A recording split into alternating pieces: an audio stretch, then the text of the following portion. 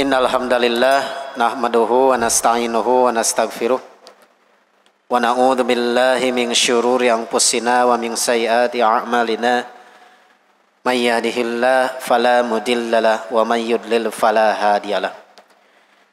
Asyhadu an la ilaha illallah wahdahu la syarikalah wa asyhadu anna Muhammadan abduhu wa rasuluh, amma ba'du. Hadirin rahimakumullah, alhamdulillah bisa bertemu kembali dalam pertemuan yang keempat, ya. Pertemuan yang keempat. Memang sholat ini susah juga dirangkum, ya. Menjadi 4 pertemuan, ya. Karena satu masalah sholat saja yang kecil, diskusinya sebetulnya bisa 2 jam. Saya bikin satu makalah saja, mungkin sampai 5-6 lembar, Pak.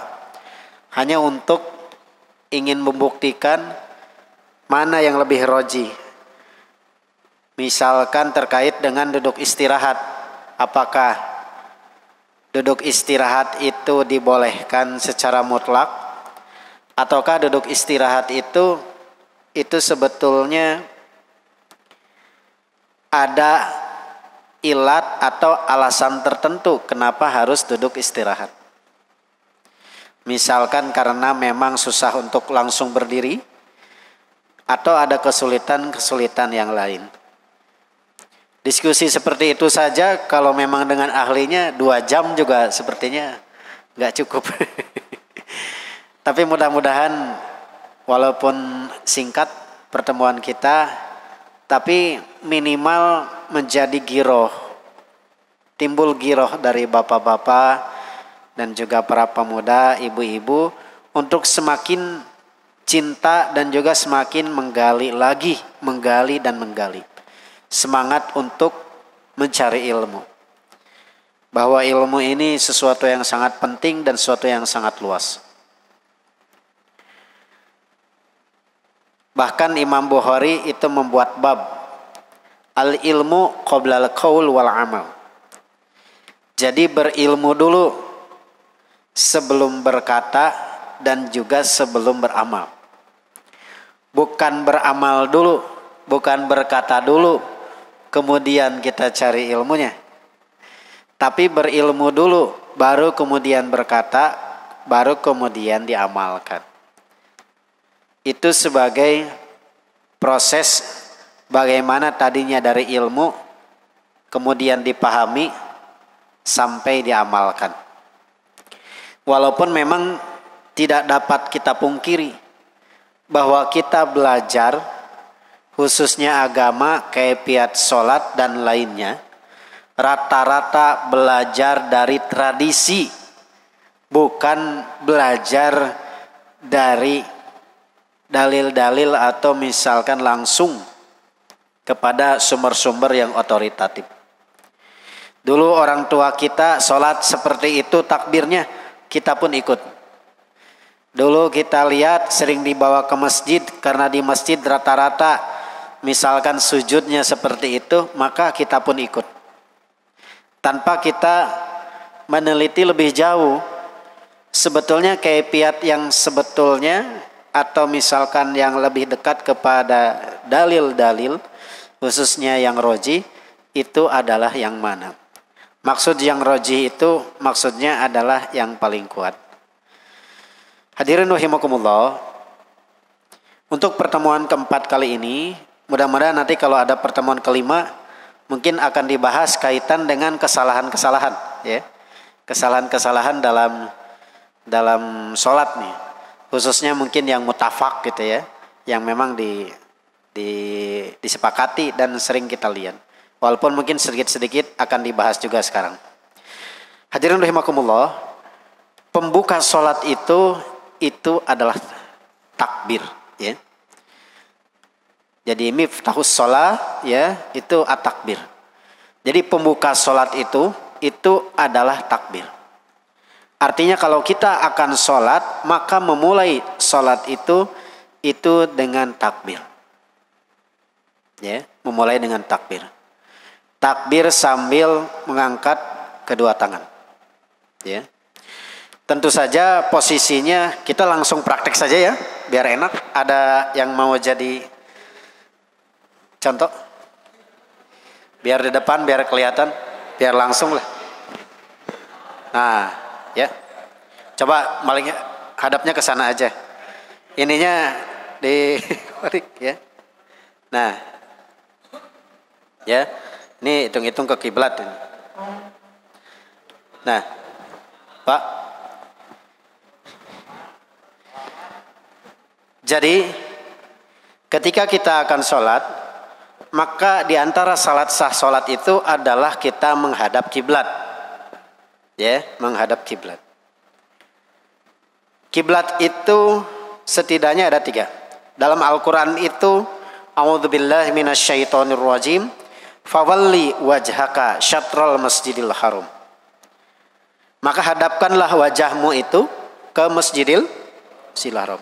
Itu maksudnya adalah orang yang di luar Masjidil Haram, termasuk di kita di Indonesia. Maka arah kiblatnya itu adalah ke Masjidil Haram. Bagi yang ada di Masjidil Haram, maka arah kiblatnya kemana? Ke Ka'bah. Ada satu lagi, kalau yang ada di dalam Ka'bah, kemana arah kiblatnya? Ke atas, ke bawah, istihad atau gimana? Arahnya ke Hajar Aswad. Di mana ada sudut Hajar Aswad di sana, maka ke sanalah menghadap. Hadirin rahimakumullah. Nah, ini berarti harus ke arah kiblat. Ini diandaikan saja ini menghadap ke kiblat ya. Makanya penting Bapak mendownload aplikasi arah kiblat. Sekarang sangat dimudahkan dengan adanya teknologi. Bapak kemanapun bawa itu Pak. Ngukur apakah ngiblat atau tidak, khususnya di selain masjid Pak. Coba lihat bangunannya. Kalau bangunannya sama, pondasinya dengan rumah yang ada di sana, maka ada kemungkinan itu tidak ngiblat si musola tersebut. Atau misalkan begini, Bapak ke pom bensin, coba lihat. Saya tukang ngukur kiblat Pak, bukan 1-2 ya, mungkin udah puluhan nih. Itu banyak yang kiblatnya itu. Ada salah satunya misalkan seperti daerah Kolot ke sana, daerah Bale Endah. Itu ada yang melenceng itu sampai 28 derajat. 1 derajat saja itu 140 kilo. Kalikan saja 28 kali 140, kira-kira berapa? Sekitar 3.000-4.000 ya. Coba 4.000 kilometer dari Mekah atau dari Ka'bah, kira-kira kemana? Apakah ke Old Trafford ya? Atau ke Israel atau ke Namibia, nggak tahu kemana itu. 4.000 kilometer itu hampir dari sini ke Papua hampir 3.000 kilometer lebih. Nah, itu harus menghadap kiblat. Ini menghadap kiblat. Semastaqbalil kiblata, kemudian menghadap kiblat setelah wudu, ya, setelah proses datang ke masjid menghadap kiblat. Kiblat ini menjadi syarat sah salat. Ibu-ibu juga sama Bu, silakan download aplikasinya. Kalau misalkan di tempat-tempat tadi yang memang kelihatannya itu tidak kiblat, ya, biasanya itu saja lihat pondasinya. Kalau sama dengan yang lain, itu biasanya tidak kiblat. Kitanya saja atau strategi sajadahnya saja yang dimiringkan, ya, sajadahnya saja yang dimiringkan. Jadi tidak usah bingung. Makanya kalau bikin masjid bukan pondasinya dulu, bukan. Saya ini sering salah. Kemarin juga sama, ada yang ngondang untuk ngukur masjid, kirain mau bikin masjid, ternyata pondasinya sudah ada. Aduh, salah Pak. Harusnya kalau mau bikin masjid, maka itu harus diukur dulu kiblatnya. Nanti pondasinya disesuaikan dengan kiblat. Supaya nanti posisi imam itu betul-betul di tengah. Karena kalau misalkan nanti pondasinya dulu, kemudian diukur kiblatnya, posisi imamnya kadang-kadang jadi di sini. Pernah lihat? di beberapa masjid itu ketika ada kalibrasi masalah kiblat. Ketika dikalibrasi ternyata kiblatnya itu melenceng. Ya, kiblat melenceng. Nah, jadi yang pertama itu. Kemudian menghadap kiblat, setelah menghadap kiblat ya, posisinya itu i'tidal seperti ini. Ya. Kemudian pakabir ya. Allahu Akbar. Nah, ini posisinya begini. Nah, ini sejajar dengan bahu. Ujung ini sejajar dengan telinga. Begini. Ya. Nah, ini. Jadi ini sejajar dengan bahu, ini sejajar dengan telinga. Ya. Memang dalam hadisnya itu ada yang telinga. Kemudian dalam hadisnya juga ada yang sejajar hadwa mankibai atau sejajar dengan pundak, tak-taknya gitu. Nah, ada yang thariqatul jam'i menyatukan. Itu maksudnya itu satu kaifiat katanya. Apa? Maksudnya itu ujung jari di telinga sejajar dengan telinga dan ini sejajar dengan telapak tangan ini yang bawah ini sejajar dengan pundak. Allahu Akbar. Ya. Nah, ini posisinya begini. Ya, nah di sini. Nanti kaifiatnya banyak, nanti bisa diskusi. Tapi minimal biar cepat, biar waktu. Ini posisinya di sini. Dan antara maksud pisodri itu atau ala sodri itu, sodri itu adalah baina surah. Surah itu pusar, bujal orang Sunda namanya. Itu dengan unuk. Ya. Unuk itu jakunnya gitu. Tapi yang ininya itu kalau secara riwayat itu salah satunya dari Ali bin Abi Thalib itu di sini. Ya. Jadi ala sodri itu antara sini dan sini. Nah, itu posisinya di sini, di tengah-tengah. Ya. Allahu Akbar. Hati-hati Pak, jangan sampai nanti mungkin dibahas lebih khusus lagi. Soalnya ayat nuki oke, Allahu Akbar. Ya. Sigan horaream. Allahu Akbar. Atau mungkin saking ingin khusyuknya ya, sampai ke atas. Allah.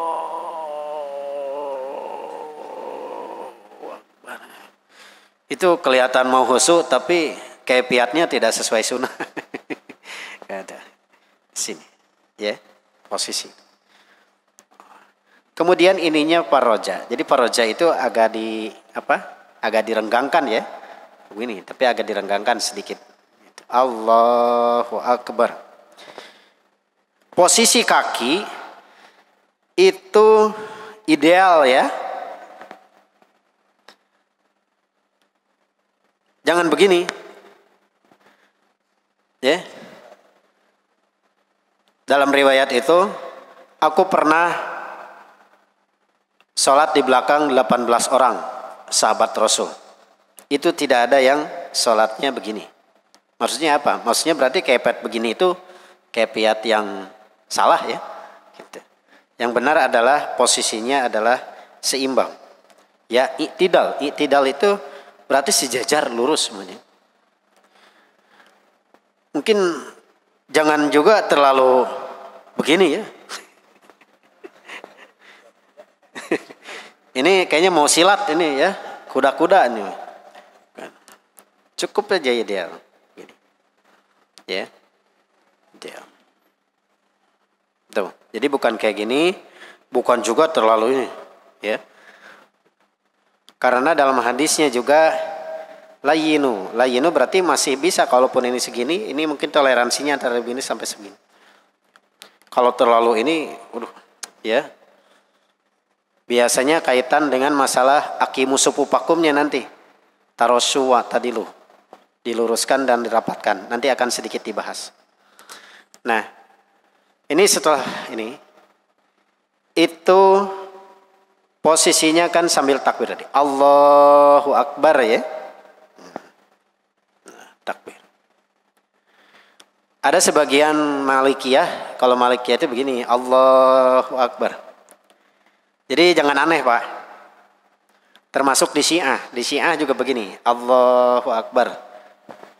Jadi nggak ke sini, nggak sedekap, tapi begini. Kita jangan juga memonis karena ada teman memponis ketika ada yang ke sini, Allahu Akbar. Wah ini pasti Syiah, padahal belum tentu juga. Karena ada sebagian Malikiyah itu salatnya begini, Allahu Akbar begini sini. Nah, kemudian setelah itu, nah ini posisinya posisi qiyam. Dan posisi qiyam ini adalah wajib. Ya, qiyam. Qiyam bahkan bagian daripada rukun. Jadi memang harus berdiri. Nah, baru ada rukhsah itu ketika sudah tidak bisa lagi berdiri. Rukhsahnya apa? Bisa sambil duduk, ya. Kalau tidak bisa sambil duduk, bisa sambil berbaring. Kalau tidak bisa sambil berbaring, dengan isyarat. Kalau tidak bisa dengan isyarat, walaupun hanya dengan kedipan mata, silakan. Sholat tetap wajib untuk dilaksanakan. Tidak ada rukhsahnya itu sholat kemudian dihapus, nggak ada. Tetap wajib dilaksanakan. Nah ini, ya, ini posisinya proporsional. Pandangan mata itu ke tempat sujud, tidak boleh ke atas. Nah, begini. Ya. Wah, pasti bakal banyak yang dilihat kalau ke atasnya. Wah, ini bagus ornamennya ini. Wah, ini siapa yang buat nih? Wah, tidak boleh juga ke samping. Nah. Allahu Akbar. Nggak boleh. Ya, nggak boleh. Dua-duanya terlarang. Ada dalilnya. Tapi disunahkan untuk melihat ke tempat sujud. Ke tempat sujud. Nah, setelah dari melihat ke tempat sujud gini, kemudian kalau berjamaah berarti kita nanti setelah doa iftitah, kemudian membaca ta'awudz, kemudian kita kalau misalkan sholatnya munfarid, kemudian membaca Al-Fatihah. Membaca Al-Fatihah ini menjadi rukun daripada sholat. Rukun daripada rakaat, lebih tepat lagi. Artinya, kalau kita tidak mendapatkan atau tidak membaca, maka berarti rakaat tersebut itu tidak terhitung sebagai satu rakaat. Nah itu yang wajibnya, qiyam kemudian membaca Al-Fatihah. Kemudian disunahkan untuk membaca surat. Jadi kalau surat itu hukumnya sunat muakkad. Sunat muakkad. Nah sekarang kita kepada posisi begini. Posisi mengangkat tangan itu ada 4 tempat. Pertama ketika takbiratul ihram ya, Allahu Akbar. Nah, langsung. Nah, ketika sudah begini, pada posisi yang kedua itu adalah ketika akan ruku. Jadi ketika akan ruku itu mengangkat tangan kembali sambil bertakbir. Allahu Akbar. Ya, nah gitu. Ya. Untuk posisi ruku, maka ini harus sejajar. Nah, agak dikit. Nah ini sejajar ya. Nah, kia Pak. Jajarnya. Nah, kepala. Jadi sejajar semua, Pak. Tapi kalau yang tulangnya bengkok, jangan dipaksakan. Nah, ini sejajar, ya. Kemudian posisi tangan itu di sini, ya. Nah, begini. Ya. Posisi tangan. Nah, ini lurus. Posisi kaki tidak berubah. Kalau dalam posisi sholat, apapun pokoknya, kalau tidak ada dalil yang memalingkan atau mengubah, maka posisinya tetap sama. Itu prinsipnya. Artinya posisi kaki, kalau tidak ada dalil yang mengubah, maka posisinya tetap. Beda misalkan dengan tangan.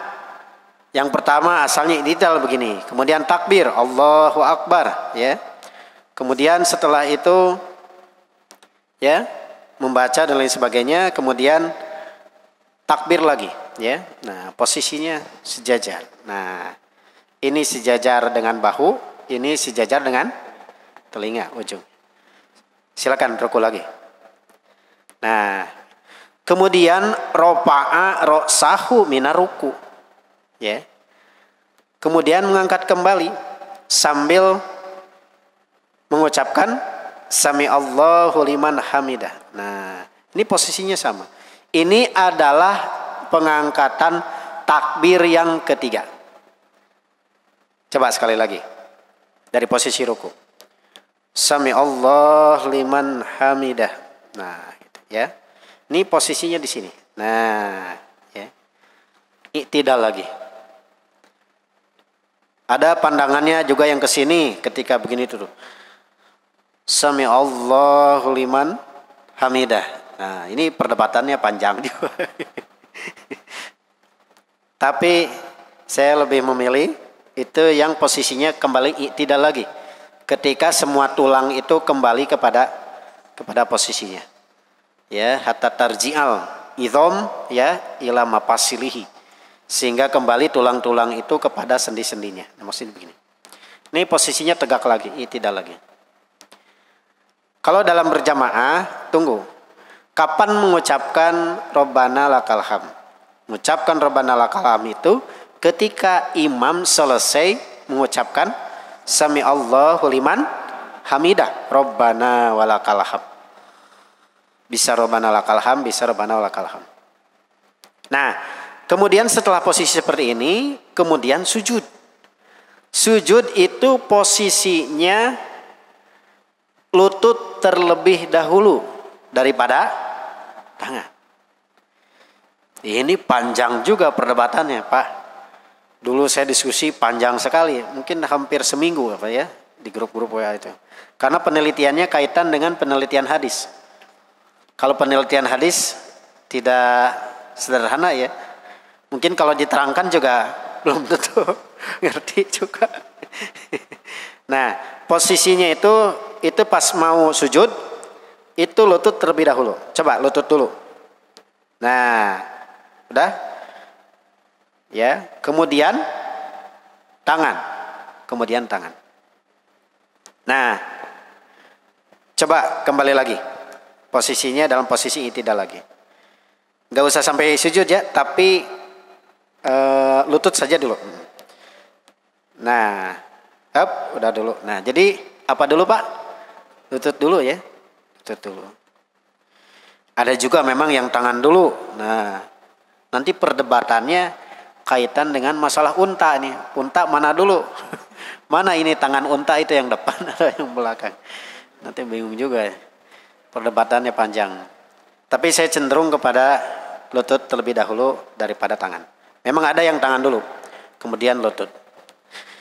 Yang enggak boleh itu, yang enggak ada dalilnya kepala dulu, Pak. Tapi kalau mau dicoba silakan.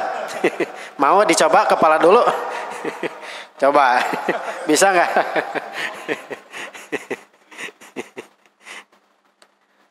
Jadi tangan dulu atau lutut dulu, saya cenderung kepada lutut terlebih dahulu. Kemudian sekarang posisi sujud, coba. Nah, ya, langsung sujud. Nah, posisi sujud itu semuanya sejajar, i'tidal, ya. Nah, pertama misalkan posisi kaki ya. Posisi kaki saya cenderung bukan dirapatkan tapi direnggangkan. Sebagaimana asalnya juga renggang, kalau tidak ada dalil yang merapatkan, maka berarti kembali kepada posisi awal. Walaupun nanti perdebatannya apakah hadisnya itu dhaif, ada yang mensahihkan, ada yang tidak. Tapi saya cenderung mendhaifkan. Nah, ini posisi kakinya sejajar begini, punten lah. Nah, satu lagi. Nah, begini. Ya. Ini di nasoba. Maksud nasoba dalam hadis itu dibeginikan Pak ya. Nah, semuanya ditegakkan. Ini semuanya mengarah ke kiblat. Termasuk jari-jari. Jari-jari diusahakan semuanya itu mengarah ke kiblat. Samampuna Pak. Ari hese mah tong dipaksakan. Silakan semampunya. Tapi kalau mampu untuk sejajar posisi kaki, semuanya sejajar, ya posisi ramo-ramo atau jari-jari itu semua ke kiblat. Kemudian juga posisi tangan. Nah, posisi tangan juga mengarah semuanya ke kiblat. Dan iya mah benten, iya mah rada dirapatkan tangan. Semuanya posisinya ke kiblat. Kemudian ini ya harus kena sama hidung. Ya, hidungnya dikenakan. Kemudian ininya agak direnggangkan seperti ini ya. Sampai Rasul itu agak kelihatan ininya apa? Ketiaknya ya. Nah, gitu. Gitu. Jadi posisinya seperti ini. Ya. Coba dipertahankan kakinya nasoba. Jadi nasoba itu kemudian si jari-jarinya mengarah ke kiblat. Semuanya mengarah ke kiblat. Tidak boleh cangkelnya. Tidak boleh begini, punten. Nah, ya. Ini yang dilarang dalam posisi sujud, yaitu seperti guk-guk, kiriknya atau anjing teh. Nah, itu nggak boleh seperti ini ya. Termasuk juga posisi kakinya gitu. Nah, ini. Dah? Ya, silakan sekarang posisinya selanjutnya adalah posisi duduk di antara dua rafa'a ra'sahu. Posisi duduknya itu nah, ya.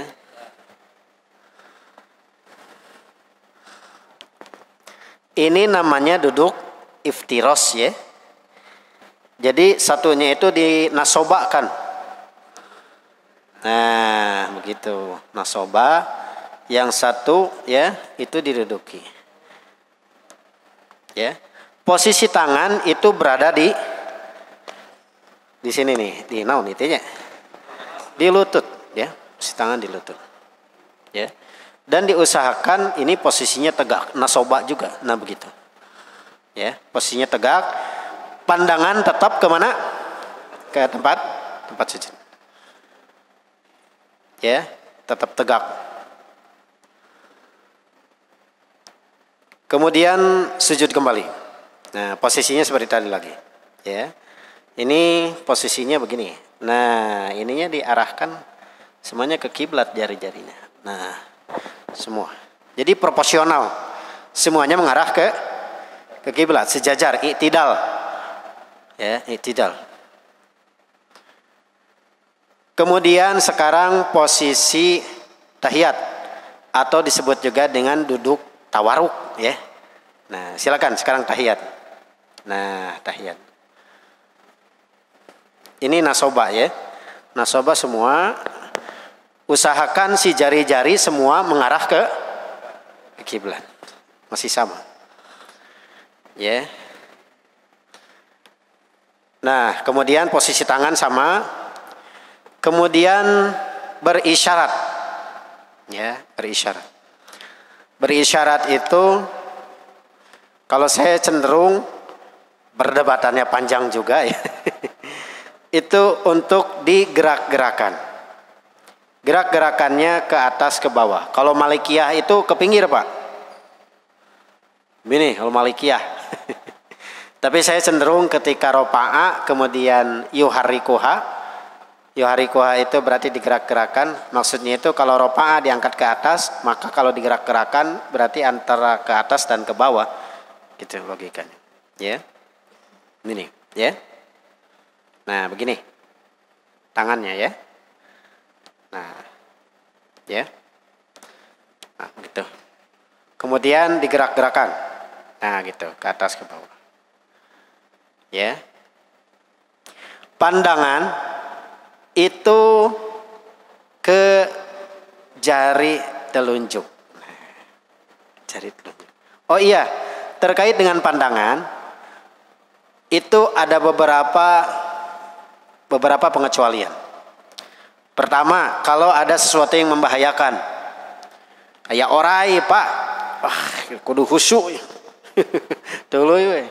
Kalau ada ular atau ada kalajengking ya, kalau kelihatan nggak apa-apa, Pak. Itu diusir saja terlebih dahulu. Ya, tong cicing we. Kita lanjutkan. Nah, begini. Jadi tadi posisi kaki itu posisi kakinya itu nasoba. Nasoba itu berarti semuanya ditegakkan, ya. Jadi posisinya itu begini kakinya. Nah, ya. Jadi tegak.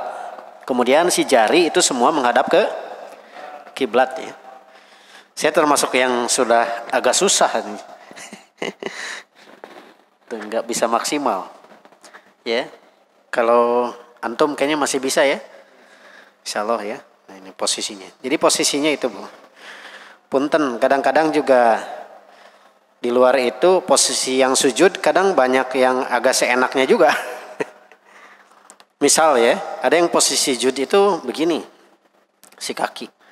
Nah, kadang nyenglet, kadang-kadang begini.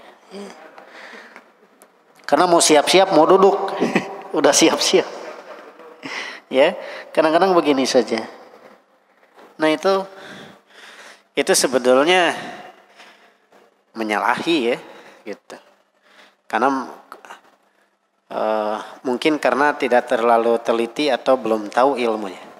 Kalau sudah tahu ilmunya, bapak-bapak juga, para pemuda yang di sini, ibu-ibu juga sebisa mungkin itu diamalkan. Nah, kemudian terakhir, oh ya tadi terkait dengan memandang. Memandang tentu saja itu adalah ke tempat sujud. Tapi kalau pertama kalau misalkan ada sesuatu yang penting atau apa, nggak apa-apa itu. Misalkan kita melirik sedikit ya, itu karena itu khusus hukumnya. Karena ada sesuatu yang membahayakan. Yang kedua, misalkan kalau seandainya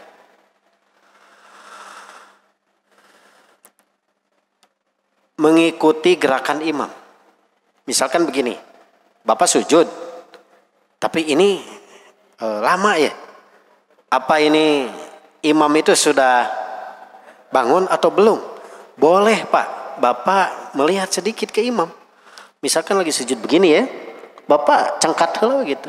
Oh belum gitu, begini lagi. Itu untuk apa? Untuk i'timam. Termasuk juga sahabat juga pernah ya. Gitu.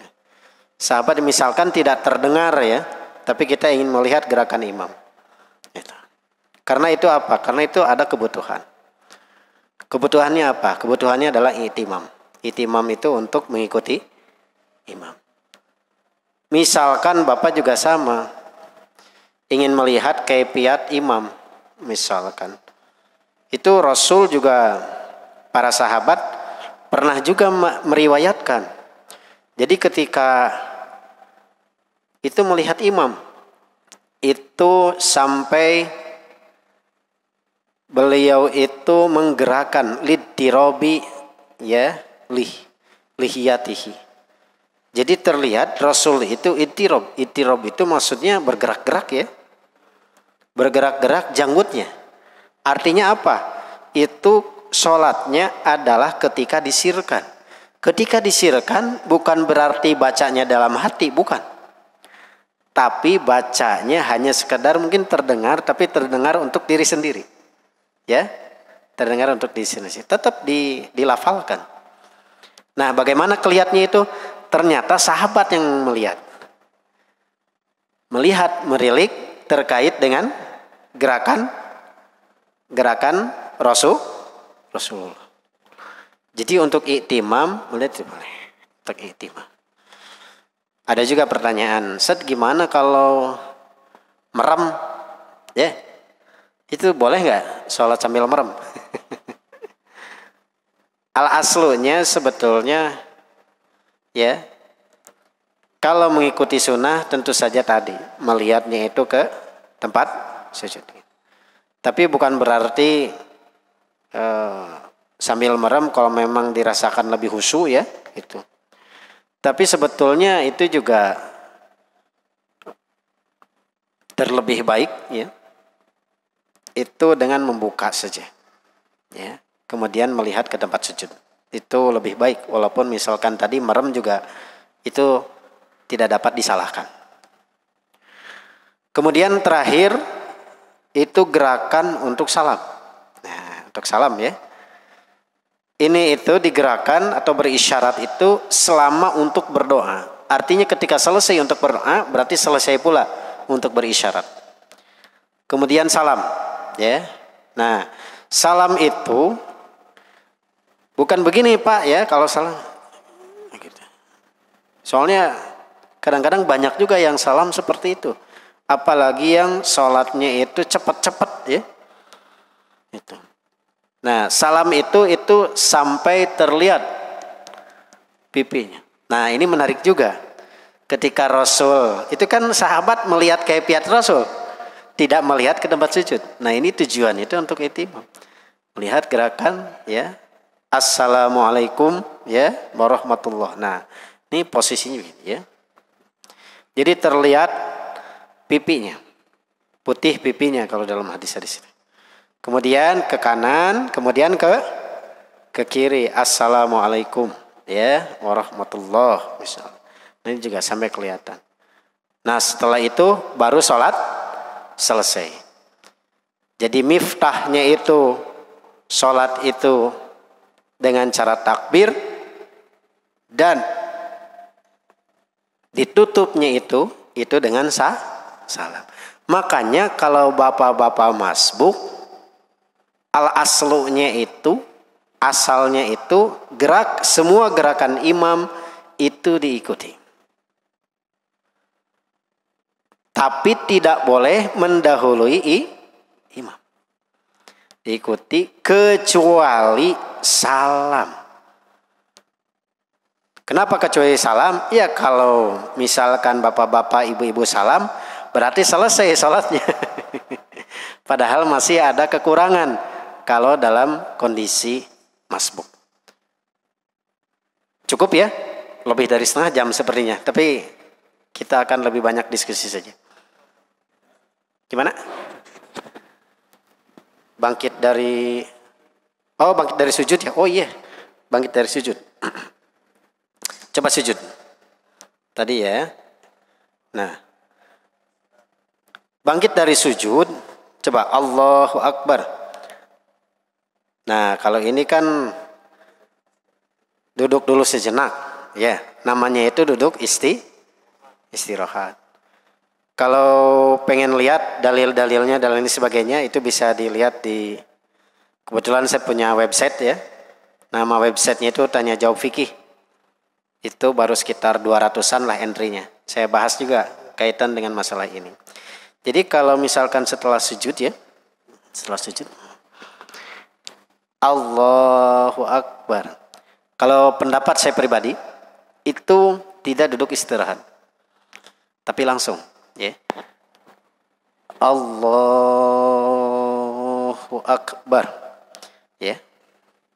Tanpa takbir lagi. Karena takbir itu posisinya di mana saja tadi? Pertama, takbiratul ihram. Kedua, mau ruku. Yang ketiga, bangkit dari ruku. Yang keempat adalah ketika selesai daripada 2 rakaat, ya, menuju kepada rakaat yang ketiga. Itu. Nah, untuk bangkit, saya cenderung itu tidak duduk istirahat terlebih dahulu. Karena memang hadis-hadisnya banyak, tapi kalau dikumpulkan, taklil atau alasan kenapa duduk istirahat itu karena Rasul itu sudah badanats kalau dalam hadis ini.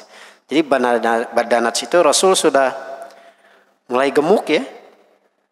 Mungkin bapak-bapak juga agak kesulitan juga kalau dari posisi sujud ya. Kemudian langsung untuk berdiri. Nah, ada sunnah ya, ada rusoh. Rusohnya itu duduk terlebih dahulu. Nah ini berarti untuk ngawahannya sampai nanti bisa berdiri kembali. Nah itu. Sama halnya misalkan begini, mungkin ada kebiasaan juga bapak-bapak. Ketika akan sujud, nah ya sadar atau tidak sadar ini. Al aslunya itu tidak boleh karena itu bukan gerakan so. Dibolehkan itu kalau memang misalkan si celananya itu sempit. Dan kalau misalkan langsung sujud itu dapat mengganggu kehusyuan dan ketumaninahan salat. Karena ada kebutuhan maka itu dibolehkan. Ada kebutuhan. Karena doyik ya, kalau doyik atau sempit nanti bisa justru malah jadi menyulitkan nantinya. Ya. Kecuali kalau pakai sarung, Pak. Nah, tidak ada keperluan kalau pakai sarung mahnya. Pakai sarung disingsatkan lah. Kok mau ibu-ibu mahnya? Tidak ada kepentingan. Itu. Nah, ini kaitan dengan tadi berdiri ya. Dan berdiri tidak mengangkat tangan. Setiap perpindahan daripada gerakan salat bertakbir yang namanya takbir intiqal. Setiap gerakan salat. Kecuali gerakan apa?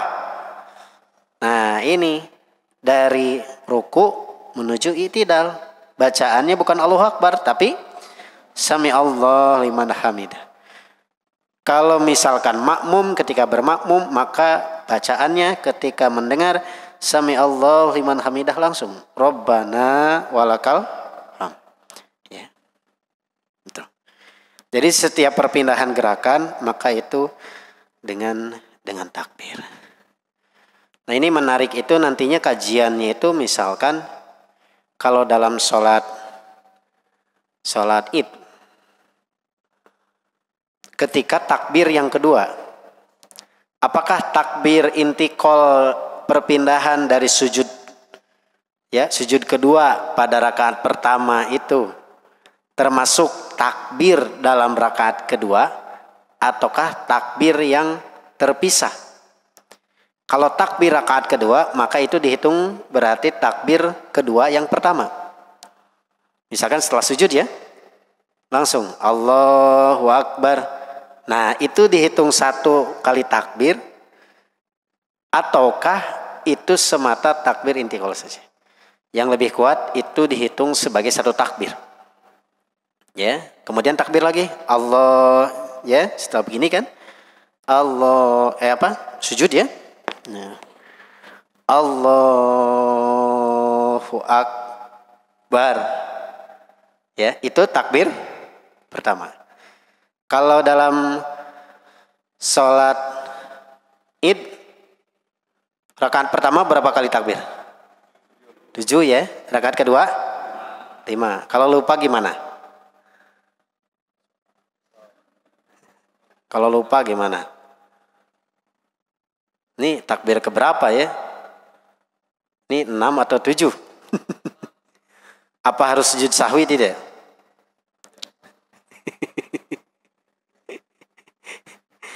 Biasanya kalau makmum ngikuti imam ya.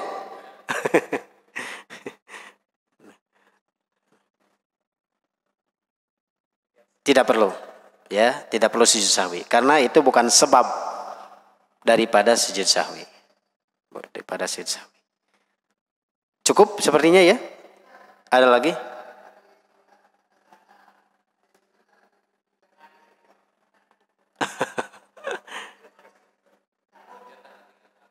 Kalau misalkan digaro itu bakal lebih mengganggu, digaro saja Pak. Karena itu bagian daripada hajah. Daripada semakin mengganggu. Contoh begini, punten. HP Pak. Kalau seandainya HP teh ku bapak teh di silent. Kemudian berdering. Jangan tong diantep Pak. Jangan dibiarin. Pareuman heula Pak. Karena kalau dibiarkan itu akan semakin mengganggu, apalagi ketika salat berjamaah. Apalagi ringtone-nya ringtone dangdut, Pak. Aduh, nggak ganggu pisan udah. Nah itu, jangan sampai ketika bukanya, ini nggak ganggu, titit buka. Pesen. Nah itu baru bisa membatalkan nantinya. Karena itu melebihi yang namanya kebutuhan atau darurat. Itu semata hanya untuk menutupi saja kedaruratan yang lebih besar. Ya, semata ditutupi saja, jangan berlebihan. Jangan karena haus kemudian tidak ada minuman lagi kecuali bir ya, bir yang memang kemudian sampai dibawa ke rumah, lumayan ini buat ini. Enggak. Itu hanya untuk menutupi rasa hausnya saja supaya tidak binasa. Jangan sampai tapi berlebihan ya, itu juga sama. Nah ini juga sama kaitan dengan yang barusan itu. Termasuk juga Rasul juga banyak. Rasul pernah sholat sambil menggendong, coba. Sambil menggendong. Bahkan punten kalau sholat sunat Pak, ada yang ketok pintu dan itu dipastikan misalkan masih keluarganya, nggak apa-apa Pak. Dibukakan lah, cetrek, balik lagi salat lagi. Jangan ini mah cetrek, si bapak, itu yang nggak boleh. Salat gimana? Nggak apa-apa, karena itu ada kebutuhan, ada kebutuhan. Ya, kalau salat wajib itu sepertinya dalam salat sunat. Ya, kalau salat wajib dihindari. Termasuk misalkan bisi budak teh ngadat wae nya yang bawa anak, nggak apa-apa sambil digendong. Nya ibu-ibu tah nggak apa-apa Bu. Sok. Kalau misalkan tapi bapak-bapak anu ngadat mah nya ulah. Aduh, ini anak-anak, Bu.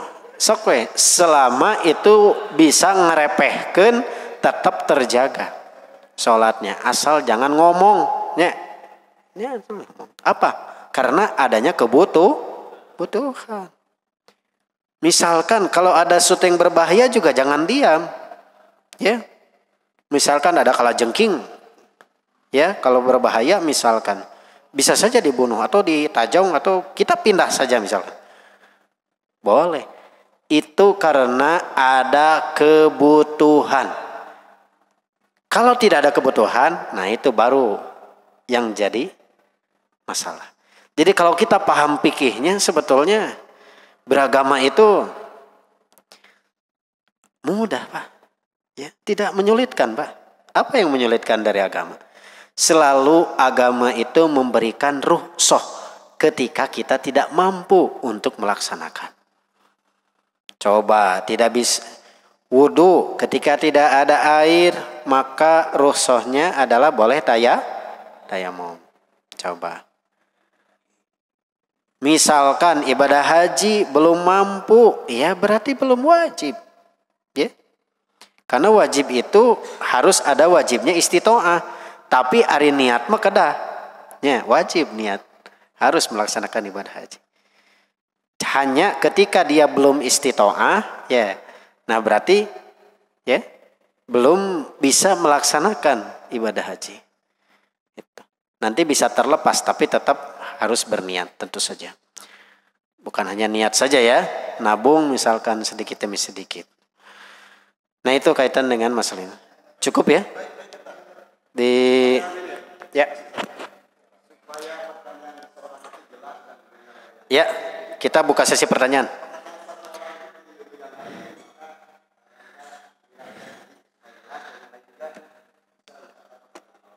Ya.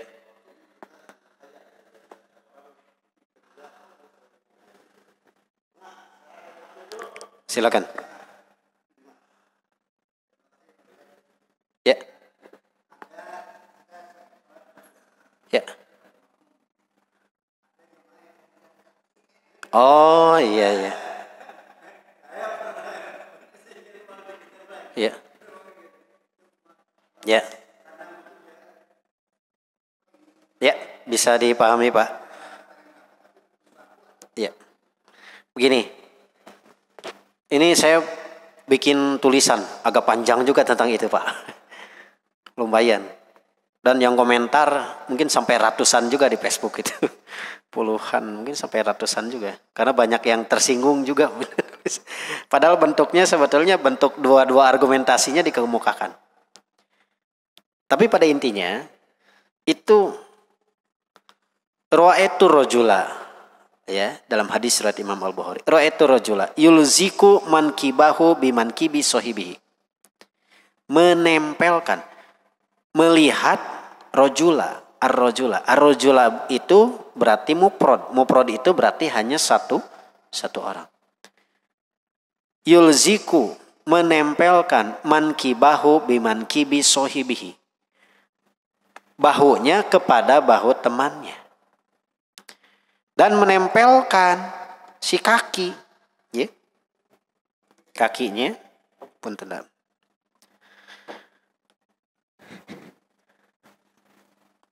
Kakinya biman kibi sohibi, bi yulziku kodamuhu bi kodamihi. Kemudian menempelkan juga kakinya. Coba contoh ya, 3 orang hadap ke sana, 3 orang.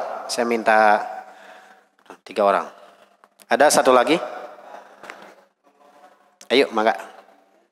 Insya Allah pahalanya besar ini. Coba ditempelkan bahunya. Nah, coba ditempelkan juga. Nah itu, kodam itu ini ya, kaki ya. Nah ini begini. Nah, kodamahu bi kodami. Ini dalam riwayat Imam Al-Bukhari. Kemudian, sebetulnya bukan hanya itu dalam hadis sahih yang lain. Tapi yang ditempelkan itu juga lutut. Coba ditempelkan lututnya. Nah, begitu. Ya. Tadi masih ingat kaidahnya? Kalau dalam sholat, ketika diperintahkan seperti itu, maka asalnya semua kegiatan sholat itu harus seperti ini. Kecuali ada dalil yang mengubah kaifiatnya. Coba ruku. Allahu Akbar. Coba. Terus tempelkan bahunya. Harus nempel bahunya. Karena belum ada dalil kan yang mengubah. Tempelkan bahunya. Nah. Kemudian sami Allahu liman hamidah. Coba. Nah. Tempelkan semuanya. Lututnya tempelkan. Belum nempel. Nah. Coba sekarang sujud. Allahu Akbar. Nah, ditempelkan semuanya. Itunya juga ditempelkan. Nah, bahunya ditempelkan bahunya. Coba. Allahu Akbar. Coba duduk. Nah, ditempelkan semua. Ini kan belum ada yang mengubah. Kalau tidak ada yang mengubah, maka kaifiatnya berlaku istishab terus. Ditempelkan bahunya. Nah, gitu. Ya. Dan harus sejajar, ya, harus sejajar. Padahal orang kan beda-beda ya. Kalau yang tinggi mengalah kepada yang pendek atau yang pendek mengalah. Ya cukup ya, duduk kembali saja. Tapi sebelum duduk ada yang mau ditanyakan. Kira-kira kalau kaifiat seperti itu pelaksananya sulit nggak? Sulit ya? Nah cukup. Maksudnya begini. Sekedap Bu, supaya selesai. Itu dalil yang dijadikan dalil utama. Secara praktik sulit. Secara praktik sulit. Ya saat semampunya saja. Nah justru ini. Kemudian dalil yang lain yang dikemukakan adalah sawu supupakum. Ya, tarosyu wa tadilu. Silakan luruskan, rapatkan. Nah rapatkan di sini ada yang memahami merapatkannya itu kalau kelompok yang tadi itu dengan cara menempelkan.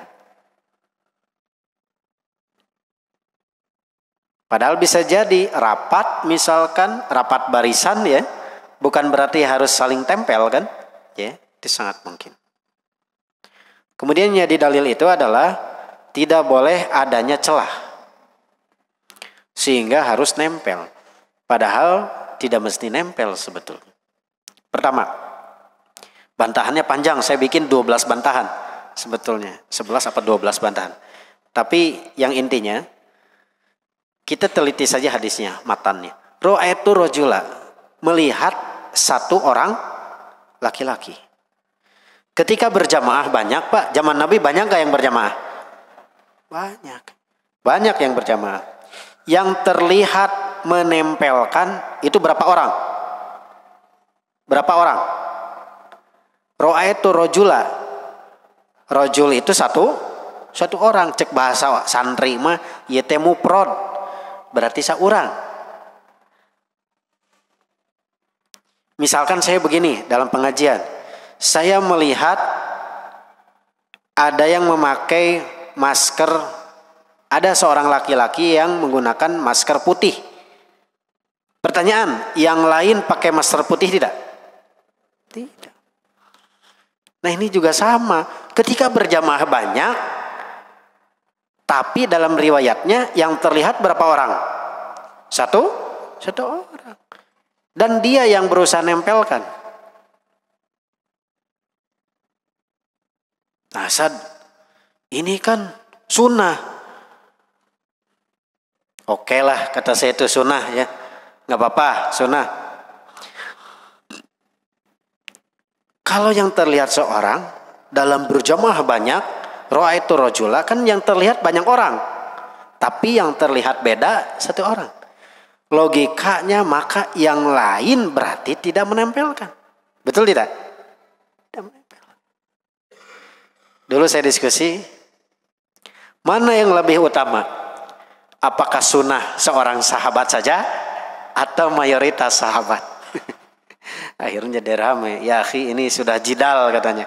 Udah debat katanya.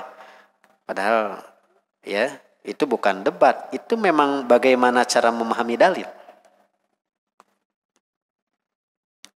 Yang kedua, mungkin minta satu orang lagi, ya. Ini. Jadi ini tuh tidak harus menempel, ya. Jadi kita bisa tetap merapatkan, tapi tidak harus menempel. Walaupun menempel seperti ini nggak apa-apa, tapi jangan sampai justru memaksakan, ya. Yang dimaksud daripada menutup celah itu, maksudnya menutup celah itu adalah jangan sampai bisa masuk satu orang di sana.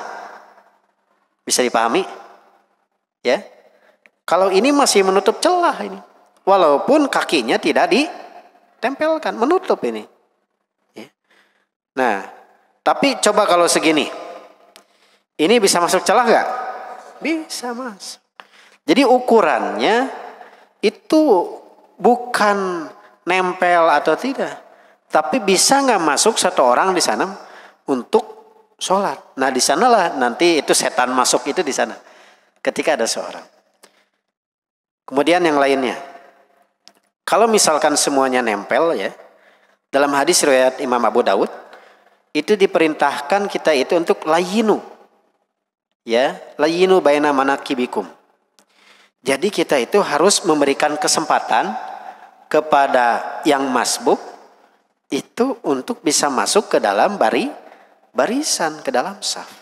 Coba seandainya kalau semuanya saling menempelkan, sepertinya kesempatan untuk bisa itu kecil kan? Ya. Tapi misalkan kalau masih ada ruang, saya pikir sedikit orang bergerak saja sedikit itu akan ada ruang untuk bisa masuk. Artinya apa? Secara mafhum maka berarti tidak ditempelkan. Memang ini penjelasannya panjang ya, panjang. Saya bikin mungkin ada 4-5 halaman lah makalah tentang ini. Dan banyak yang share itu, banyak yang minta di copy juga waktu itu. Ya, cukup. Jadi itu Pak. Jadi kaitan dengan masalah tersebut, jadi ketika berjamaah itu tidak mesti ditempelkan. Apalagi berpotensi dapat mengganggu kehusuan orang lain. Iya. Da orang kadang-kadangnya ketika ditempelkan justru malah jadi dapat mengganggu yang lain. Itu berpotensi. Jadi sebaiknya memang dihindari. Walaupun ini persoalan fikih yang memang masalah ijtihadi ya, tapi saya cenderung kepada bahwa meluruskan dan merapatkan saf itu tidak mesti ditempelkan. Selama tidak ada yang bisa masuk, satu orang masuk ke sana. Jadi begitu Pak. Jadi tetap kita juga harus bisa menutup celah. Tapi menutup celah tidak mesti ditempelkan semuanya. Jadi begitu Pak.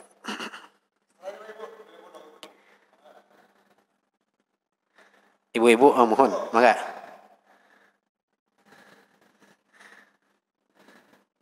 Mangga Bu, langsung ya Bu, mohon.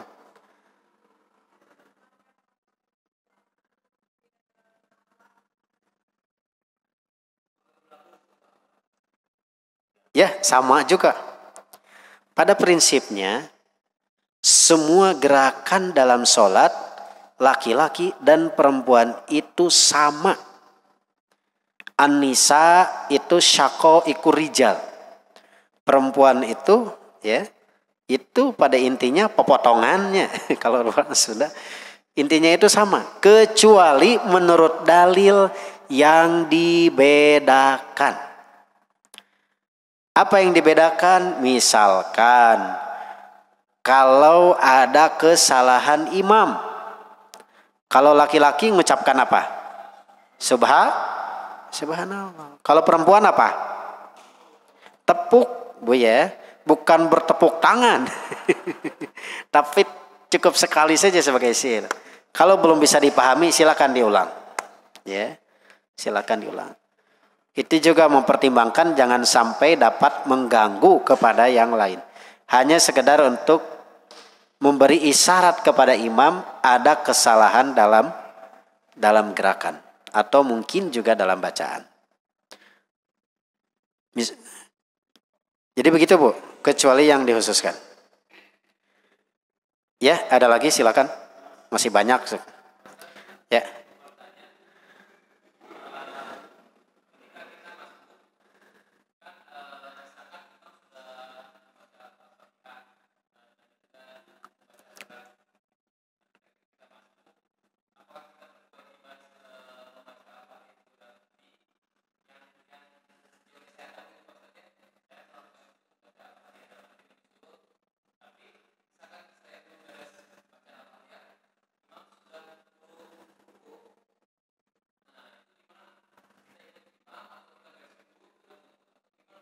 Ya. Ya. Memang ini perdebatannya panjang juga. Ini masuknya nanti kaitan pertama dengan masalah membaca Al-Fatihah. Nah, yang kedua kaitan dengan masbuk mendapatkan ruku imam. Jadi banyak ulama yang berpendapat juga, jadi man adraka ruku'an, barang siapa yang mendapatkan ruku dengan imam, faqad adraka rakaatan, maka dia telah mendapatkan satu rakaat. Walaupun dia tidak membaca Al-Fatihah atau tidak mendapatkan Al-Fatihah dengan imam. Ada juga yang kedua, kalau yang kedua seperti Imam Bukhari. Imam Bukhari itu misalkan cenderung bahwa membaca Al-Fatihah, qiraah, qiyam, ya, qiyam qiraah, membaca Al-Fatihah itu merupakan bagian daripada rukun rakaat. Artinya ketika tidak mendapatkan sebagian atau keseluruhan atau imam ketika membaca surat, kita misalkan ngikut ke sana, maka itu tidak dihitung sebagai satu rakaat. Ini perdebatannya panjang. Kalau saya pribadi itu cenderung kepada bahwa Al-Fatihah itu sebagai rukun. Konsekuensinya ketika sebagai rukun, ketika ketinggalan, maka berarti nanti bangkit kembali ditambah 1 rakaat. Jadi ida fatat ya. Fatat itu artinya itu ada sesuatu yang luput. Misalkan dari salah satu rukun daripada rakaat, maka fa'atimu. Maka sempurnakan sesuai dengan kekurangan. Kaitan dengan membaca tadi memang panjang juga perdebatannya. Ada yang membaca itu misalkan seperti Imam Bukhari dan Imam Syafi'i ya. Jadi wajib tetap membaca Al-Fatihah. Kapan membacanya itu? Nah, diantaranya adalah ketika imam membaca surat. Jadi mendengarkan Al-Fatihah bersama imam. Nah, pas imam membaca surat, kemudian makmum membaca Al-Fatihah. Itu. Nah, itu ada yang ke sana. Ada pula yang pendapatnya itu, ya kalau gitu ada kesalahan imam misalkan, nanti siapa yang membetulkan imam? Misalkan ada kesalahan dalam bacaannya ketika dalam surat. Gitu. Jadi nanti memang perdebatannya panjang. Antara pastami'u lahu wa ansitu, kalau tadi itu berarti dikhususkan kepada Al-Fatihah saja berarti, karena membaca Al-Fatihah juga wajib. Tapi kalau yang satu lagi itu cenderung bahwa bacaan Al-Fatihah imam ketika diikuti secara sempurna maka itu menjadi bacaan makmum pula. Nah, bisa dipahami konstruknya ya. Tapi silakan itu mau ngamalkan yang mana juga ya. Tapi kalau saya pribadi cenderung bahwa pastami'u lahu wa ansitu itu berlaku secara keseluruhan. Ini bagian daripada ijtihad saja. Jadi memang dua-duanya juga secara fikih berdasarkan dalil-dalil juga. Hanya bagaimana cara mengkompromikan dalil-dalil ini. Nah itulah para ulama yang berbeda pendapat terkait dengan masalah tersebut. Jadi begitu. Mangga. Mana? Oh, pandangan mata Kak ketika ruku tetap ke arah tempat sujud. Ya. Gimana? Sepertinya tetap sejajar ya. Kalau begini. Ini masih bisa sejajar. Ya, masih sejajar ke tempat sujud. Karena tidak ada dalil yang mengubahnya. Ya, tidak ada dalil yang mengubahnya. Untuk pandangan saya pikir itu tetap kepada dalil umum, ya. Dalil umumnya itu memandang kepada tempat sujud. Disunahkan. Silakan ada lagi. Semakin banyak saya semakin senang. Banyak pertanyaan.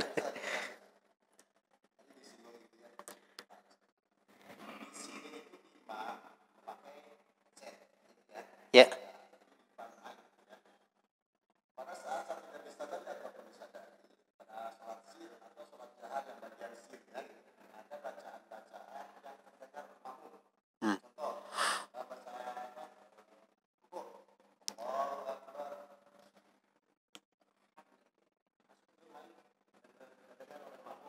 Ya.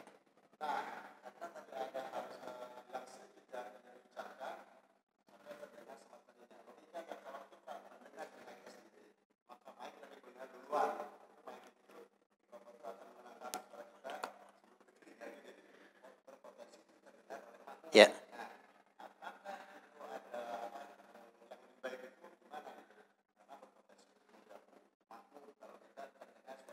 Betul. Betul. Ya. Yang pertama, ada larangan namanya itu taswish. Ya, namanya itu taswish. Taswish itu adalah mungkin bisa berupa suara ya. Suara-suara yang dapat mengganggu kehusuan salat. Misalkan ada yang sedang salat, bapak sedang membaca Al-Quran. Bacaan Al-Quran Bapak itu tidak boleh dikeraskan. Sehingga mengganggu. Tapi sekiranya dikeraskan tapi tidak mengganggu, karena sholatnya jauh yang sholatnya, itu mah nggak apa-apa. Ilatnya itu dikhawatirkan dapat mengganggu. Misalkan sebagai sebuah syiar juga pentingnya aya ngaos di masjid gitu. Tapi jangan sampai pada waktu-waktu yang memang orang juga masih sholat. Contoh misalkan setelah maghrib langsung ditarikeun, itu kan itu sangat mungkin juga para jamaah di rumah itu masih ada yang masih sholat. Tapi kalau diperkirakan misalkan sedikit ya yang masih sholat misalkan, nah itu boleh-boleh saja karena sedikit ya. Tapi kalau memang kemungkinannya masih banyak yang sholat misalkan, nah itu dikhawatirkan dapat mengganggu gitu, dapat mengganggu. Jadi perlu dipertimbangkan juga. Nah, tapi kalau misalkan sebelum itu makanya pada intinya dipastikan dapat mengganggu. Tapi kalau hanya sekedar potensi, apalagi potensinya kecil ya, nah itu tidak dapat dihukumi secara keseluruhan. Kemudian yang kedua, bagaimana saat misalkan tadi. Nah mungkin imamnya itu harus disiasati ya. Bagaimana caranya tadi suara-suara tadi itu supaya tidak mengganggu juga terhadap kehusuan makmum gitu. Karena kalau misalkan terdengar juga kadang kita juga jadi ikut terganggu ya sebagai makmum itu. Atau sangat mungkin juga dipertimbangkan kembali misalkan ya. Karena biasanya kalau pakai mic itu keperluannya memang ketika Jumatan misalkan. Kan banyak kalau Jumatan. Ya. Dikhawatirkan yang di belakang itu tidak sampai terdengar. Gitu, terdengar. Tapi seandainya bukan karena pakai mic atau bukannya bukan. Tapi dari sisi potensi. Kalau misalkan potensinya besar untuk dapat mengganggu ya, dan mungkin itu juga ada misalkan dari jamaah yang merasa terganggu dengan itu, saya pikir sebaiknya itu tidak digunakan. Tapi kalau seandainya misalkan gitu ya, ini ukurannya mengganggu tidaknya ya ilatnya. Tapi misalkan kalau bisa disiasati misalnya karena ada hajah misalkan gitu, kemudian si ieu teh rada ditebihkeun heula misalkan gitu. Misal gitu. Kalau misalkan memungkinkan. Atau misalkan bisa lebih dihindari lagi. Dihindari lagi misalkan tetap membaca ya, membaca tapi tetap diucapkan tapi tidak masuk kepada mic. Nah, itu silakan dipikirkan. Saya pikir masih bisa.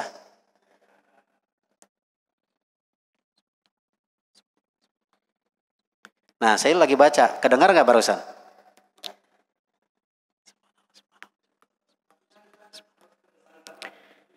Intinya gimana?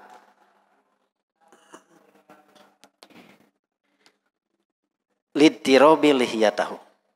Maksudnya itu terdengar dengan sendiri itu bukan berarti harus dikeraskan sehingga tidak Pak. Intinya kita membaca sesuai mahroj ya, gitu. Bukan dengan cara diam. Diam dalam artian najaro hate gitu. Dalam hati enggak, bukan seperti bukan. Nah itu kan enggak tergenar ya. Itu tetap ada suara cuman kecil ya. Dan itu saya pikir bisa disiasati. Ya. Pada pokoknya diusahakan jangan mengganggu. Adapun caranya silakan. Laukna benang, caina herang kalau kata orang Sunda itu ya. Itu tetap bisa Pak, bisa disiasati.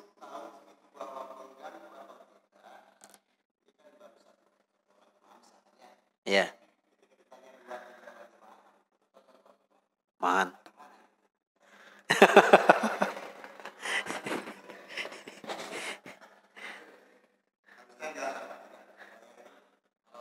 Sebisa mungkin ini. Satu sisi sebisa mungkin ya memang orang-orang beda-beda ya terkait dengan apakah mengganggu atau tidak itu. Punten, buat bapak-bapak nih yang pakai jaket atau ada tulisan di belakang, ya sebisa mungkin jangan jadi imam. Kenapa? Karena berpotensi dapat mengganggu kehusuan. Di belakangnya tulisan kan revolusi. Wah, langsung revolusi mental, revolusi akhlak. Revolusi apa? Jadi si jamaah teh kemana-mana. Ker memang susah untuk khusyuk teh. Ini dikasih kesempatan dengan adanya tulisan. Jadi kalau misalkan biasa jadi imam tapi pakai itu, sebaiknya jangan dulu jadi imam lah. Termasuk Pak, kalau misalkan banyak, saya pikir ini kan dapat berpotensi. Misalkan dibuka saja selama masih misalkan itu tetap terpenuhi rukun dan syarat salat. Tertutupi aurat diantaranya. Tapi kalau sekiranya tidak bisa dibuka, ya, tidak bisa dibuka, wayahna saya pikir berdirinya jangan di saf pertama kalau banyak safnya. Duduk di belakang. Kenapa? Karena kalau di depan itu dapat berpotensi untuk jadi darul mafasid itu muqaddam daripada jalbul masolih. Maksudnya apa, Sad? Maksudnya kita ingin dapat pahala di depan, tapi justru dapat mengganggu orang lain. Nah, menghindari dapat mengganggu orang lain itu lebih baik daripada kita mendapatkan tapi hanya untuk diri sendiri, tapi merugikan orang lain. Sekali lagi, intinya adalah mengganggu atau tidak. Adapun pada tatbiknya atau realitas, nah itu silakan disiasati. Bukan karena pakai mic-nya, bukan karena pakai dan lain sebagainya, bukan. Tapi itu silakan bisa disiasati. Ada lagi, silakan.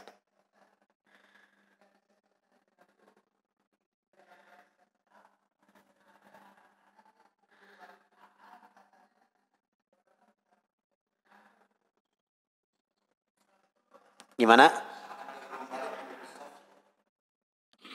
Oh, anak yang belum balik. Oh, selang-seling. Iya, nggak apa-apa, Pak.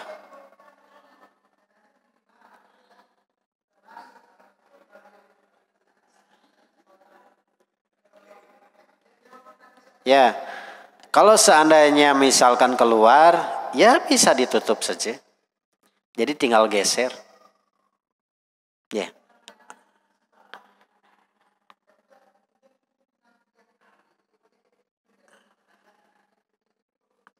Oh, nggak apa-apa, Pak. Itu sebagai pendidikan nggak apa-apa. Tapi sekiranya kalau anak-anaknya ke sana kemari, ya misalkan dinasihati di awal, kalau tidak bisa dinasihati, ada ruang yang kosong, ditutup saja, Pak. Misalkan begini, ada kasus. Mungkin harus praktek ya, biar kelihatan. Coba ada 3 orang mungkin, atau 4 orang ya.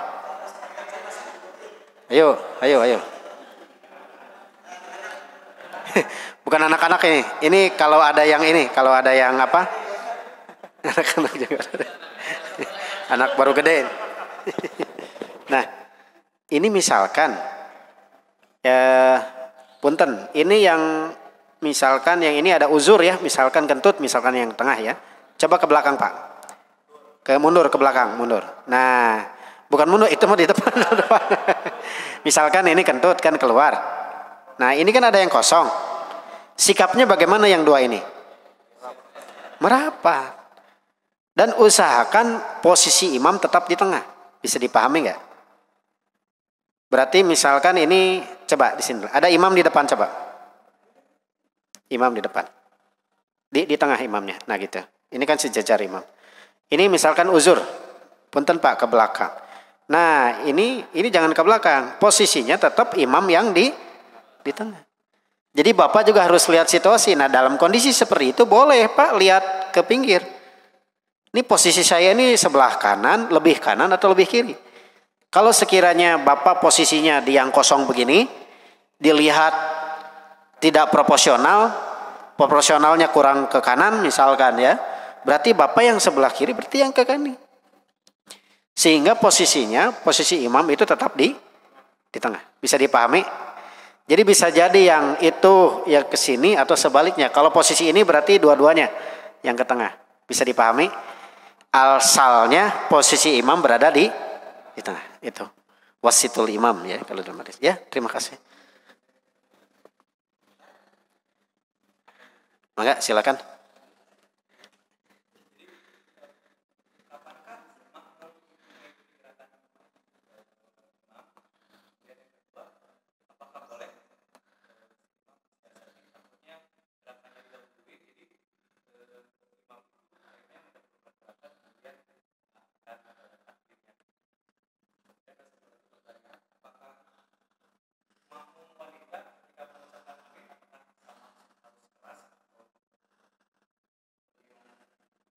Ya. Ya. Kita dari belakang dulu. Kaitan dengan masalah amin. Amin ini itu perempuan tidak ditahsis. Artinya apa? Artinya kalau tidak ada tahsis penghususan, maka kaifiatnya sama dengan laki-laki. Berarti sama mengucapkan amin dengan keras. Bahkan dalam riwayat itu, dalam riwayat Imam Al-Bukhari ya, beliau itu mengutip dalam terjemah bab, itu sampai seperti bergemuruh ya suaranya. Artinya kalau bergemuruh berarti suara aminnya itu dikeraskan dalam sholat jahat, dalam sholat jahat. Jadi posisinya sama. Jadi kaidahnya kaifiat laki-laki dan perempuan itu sama. Kecuali ada dalil yang mengkhususkan. Kemudian yang kedua, kaitan dengan masalah iktimam. Ya. Yang tidak boleh adalah mendahului gerakan imam. Dan sebisa mungkin ihtiyat jangan sampai gerakan pun menyamai imam. Dan ini harus diterangkan kepada siapa? Kepada makmum. Jangan sampai imam juga jadi nyiasatan seperti tadi. Karena kalau nyiasatan juga misalkan khawatir nanti jadi semacam ada gerakan baru ya. Yang tadinya misalkan itu memang satu irama, satu gerakan langsung misalkan. Ini seperti dilambatkan dan akhirnya menjadi sebuah kebiasaan yang sebetulnya itu bisa jadi tidak berdasarkan dalil. Artinya apa? Berarti makmum yang harus dikondisikan. Yang tidak boleh mengikuti, bukan tidak boleh mengikuti ya, tidak boleh mendahului imam. Dalam hadis itu begini, ida kabbaro fakabbiru ya, kabbaro. Apabila imam selesai, nah bertakbir, fakabbiru maka bertakbir. Nah, artinya Bapak selesaikan dulu imam. Allahu Akbar, baru bapak-bapak takbir. Sami Allah liman hamidah, dan selesai langsung Rabbana walakal hamd. Jadi jangan, makmum juga harus sabar. Mau kemana? Buru-burunya gitu. Ida roka'a farka'u kan. Apabila imam ruku roka'a berarti sudah selesai. Baru ketika selesai farka'u.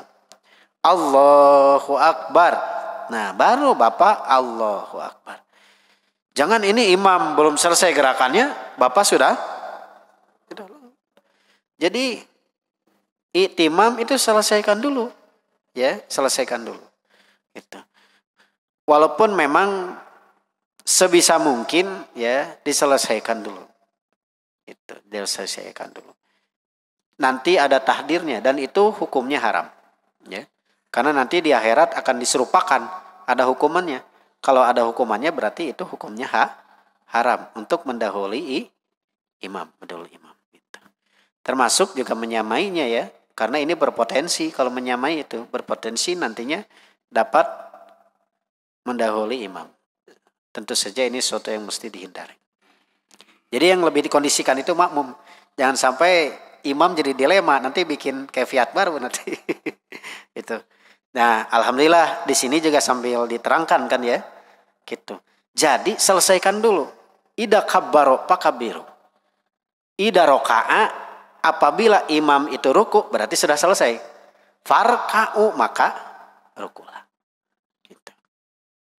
Ida sajada fasjudu, apabila imam itu telah sujud, jangan ini imam baru gerakan kita langsung ngikut di belakang. Ya, selesaikan dulu. Baru makmum itu mengikuti.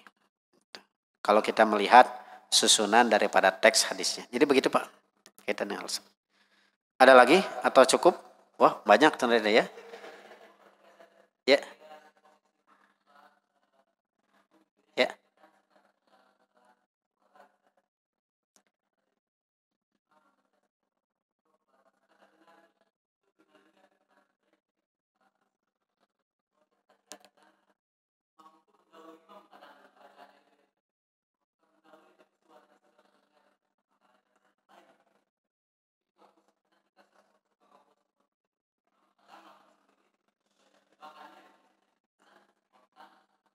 Ya. Nah itu juga sama. Kalau amin itu memang ada dalalah tadi bergemuruh. Tapi kalau Robbana lakal ham, nah itu tidak ada sebetulnya. Ya. Jadi kalau imamah memang harus jahar ya. Sami Allah liman hamidah. Nah ini makmum ngikut Robbana. Enggak. Tapi cukup sir saja. Karena al aslunya bacaan itu sir. Apalagi al aslu daripada asal daripada makmum itu maskut ya, atau misalkan diam, atau mendengarkan, memperhatikan, atau sir. Kecuali ada dalil yang dijaharkan. Apa yang dijaharkan? Di antaranya kalau yang dijaharkan itu adalah ucapan amin. Itu hanya ucapan amin saja. Tapi tidak dengan ucapan Robbana lakal ham. Jadi begitu. Jadi makmum juga hati-hati. Jangan sampai istilahnya itu apa ya? Bukan kagetan, apa yang mengikuti itu? Latah ya? Nggak boleh. Nggak boleh latah makmum juga. Karena itu berpotensi taswis, berpotensi untuk mengganggu terhadap yang lain.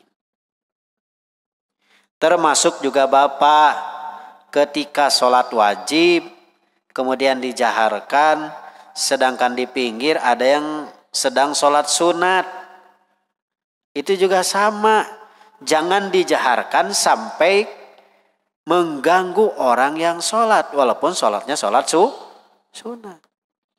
Tapi boleh dijaharkan sebatas hanya untuk dia dan makmum yang dekat saja. Bisa dipahami? Ya.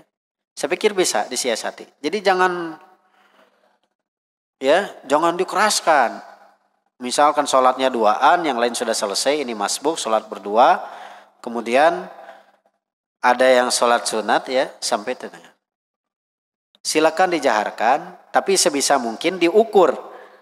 Jangan sampai si bacaannya itu dapat mengganggu atau berpotensi mengganggu yang sedang sholat sunat. Gitu. Saya pikir bisa disiasati seperti itu. Ada lagi? Ya, dua terakhir. Wah, ibu-ibu.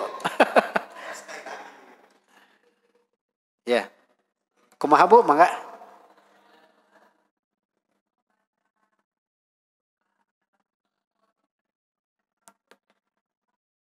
Oh, membaca mushaf.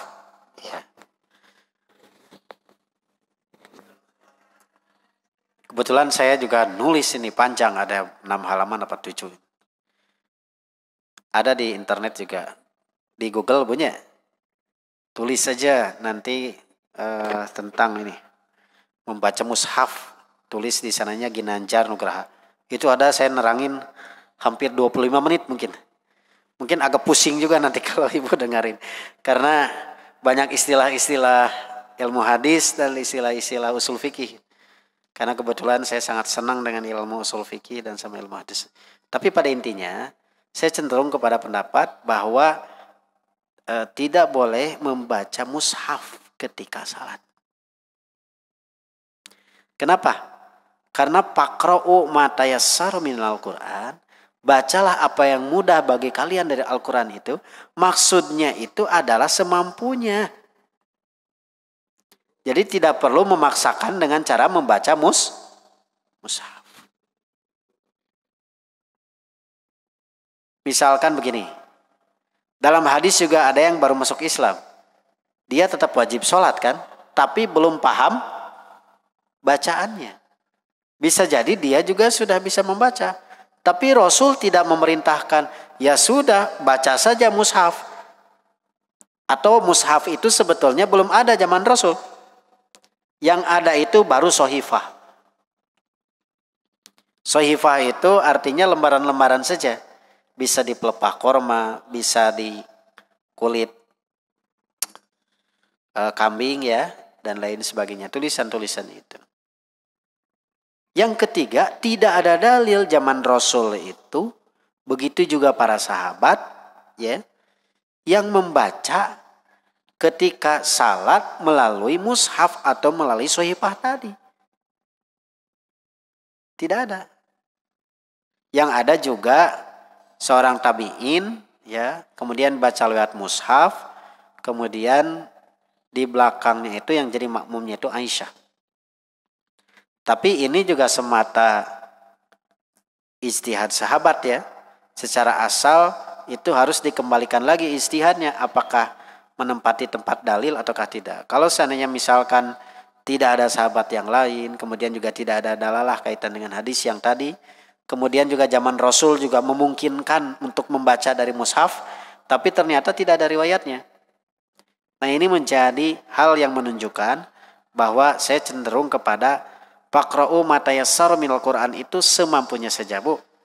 Ya, kalau semampunya baru alif lam mim sudah Bu. Alif lam mim Allahu Akbar misalnya. Tapi kalau misalkan hafal yang lain tapi cuman baca alif lam mim saja, nyasa kecidak deh. Apalagi tidak membaca gitunya. Tapi nggak apa-apa, itu juga utama. Tetap dikalikan 10 ya. 10 kebaikan. Man qara'a harfan, ya, barang siapa yang membaca satu huruf saja, maka itu dihitung sebagai satu kebaikan. Nah, satu kebaikan itu dikali 10 ya. Insya Allah itu juga berpahala. Jadi seperti itu Bu. Ya. Kalaupun mau baca mushaf ya di luar salat sajalah. Ya. Tidak perlu ketika salat itu membaca mushaf. Yang hafal saja yang Ibu hafal. Ya. Kalau mau niatnya menghafal dengan membaca mushaf, ya jangan ketika sholat. Ketika selesai sholat saja, niatnya membaca mushaf. Jangan membaca mushaf, ya ketika sholat. Gitu. Apalagi nanti jadi begini kan, kalau sholat saya lihat itu ada yang pakai HP, ada yang begini kan ya. Itu.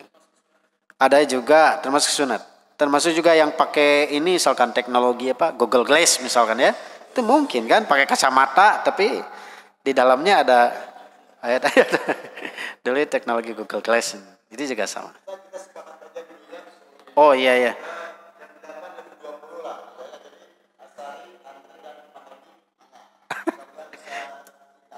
Ya, mangga sok.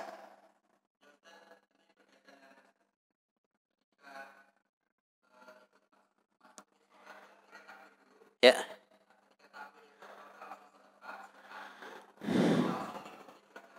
Ya.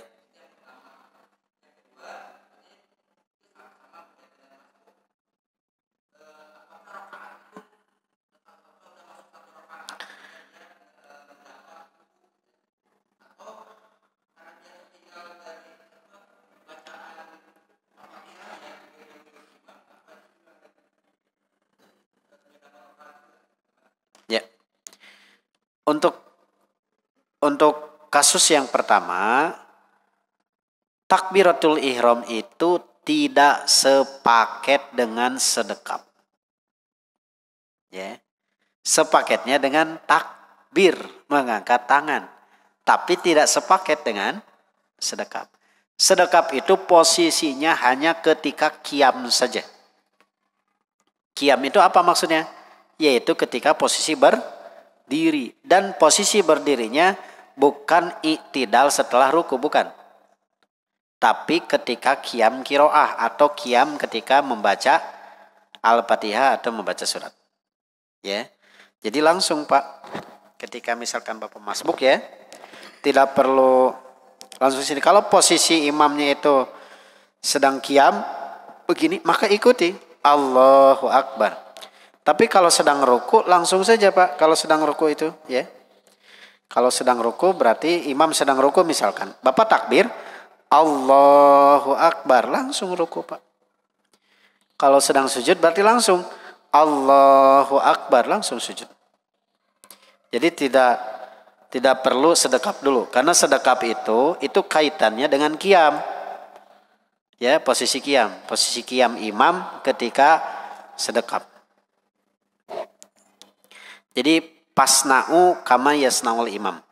Maka perbuatlah sebagaimana apa yang diperbuat oleh imam. Tapi tetap pembukanya, miftahnya itu, kunci pertamanya itu ketika masuk akan sholat tetap itu mesti takbiratul ihram dan mengangkat tangan. Kemudian yang kedua, tadi juga sebetulnya sudah dijelaskan. Kalau saya pribadi cenderung kepada bahwa Al-Fatihah itu sebagai rukun rakaat. Artinya kalau misalkan tertinggal sebagian atau seluruh, maka itu berarti mesti disempurnakan. Artinya bahwa rakaat tersebut itu tidak terhitung sebagai satu rakaat. Kemudian kalau alasan yang tadi itu alasannya memang hadis Abu Bakroh ya. Kalau diterangkan panjang juga. Mungkin perlu waktu khusus. Tapi intinya kedua-duanya juga sebetulnya pakai dalil ya. Itu. Baik yang dapat ruku, dapat rakaat ataupun misalkan yang kalau ketinggalan Al-Fatihah, maka itu juga itu tidak terhitung sebagai satu rakaat. Bahkan ketinggalan bismillah saja. Ya. Kita masuk ketika alhamdulillahirabbil alamin. Maka itu tidak termasuk satu rakaat karena sebagian bukan seluruh, seluruh itu bukan sebagian. Tapi lagi-lagi masalah fikih memang ijtihadi, luas Pak ya. Tapi kalau saya pribadi, saya mengikuti pendapat tersebut yang tadi. Silakan terakhir ini ya. Ya. Penasaran. Tapi nggak apa-apa lah. Saya pengajian kemarin di Pangalengan hampir 15 lebih mungkin ya. Sampai 20.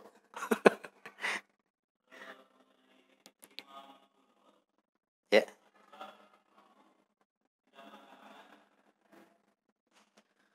Ya. Ya. Bagi yang berkunut, ini dalilnya itu riwayat Imam At-Tirmizi ya, diantaranya. Jadi Rasulullah SAW itu berkunut ya pada salat subuh ya hatta faraqad dunya, sampai beliau meninggal. Artinya berarti beliau mendawamkan. Nah ini kalau secara ilmu hadis ya, ini dalam sanadnya itu ada yang namanya Abu Ja'far Ar-Razi ya. Nama aslinya itu Isa bin Mahan. Nah ini ada kelemahan dari sisi hafalan. Walaupun yang lain juga ada yang menguatkan beliau. Ya. Hanya memang persoalannya kalau saya pribadi itu cenderung bahwa kaitan dengan masalah kunut ini itu cenderung bahwa kunut itu hanya terjadi pada kunut najilah saja. Jadi untuk mendoakan sebuah kaum atau mendoakan kebaikan atau sebaliknya. Ya, misalkan ada perang Irak ya, kita nggak bisa, nah itu bisa misalkan kita atau misalkan di mana ya, atau Palestina misalkan mungkin saja.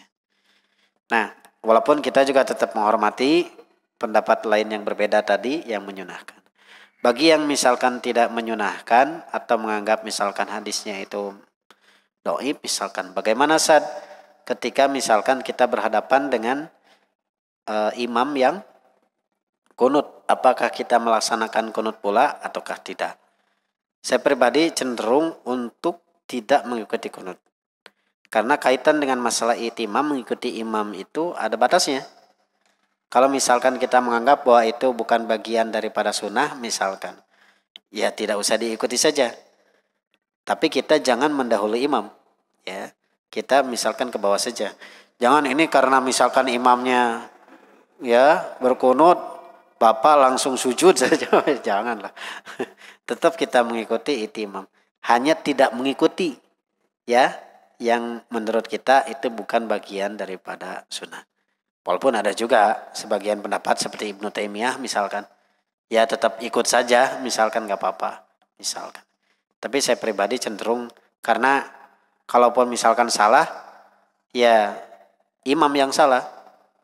Kemudian kesalahannya nanti ditanggung oleh imam. Kalau makmum itu tidak salah. Tapi saya pribadi cenderung bahwa ya tidak diikuti saja, tapi tanpa harus muparokoh. Muparokoh itu artinya memisahkan diri, ya. Memisahkan diri itu misalkan bisa karena terlalu panjang bacaannya, Bapak punya urusan penting, boleh muparokoh silakan. Tapi dasar panjang-panjang naganya, mal jika zaman Rasul,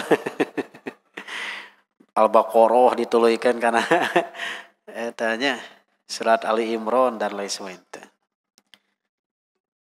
Atau misalkan bisa jadi imam juga terlalu cepat ya.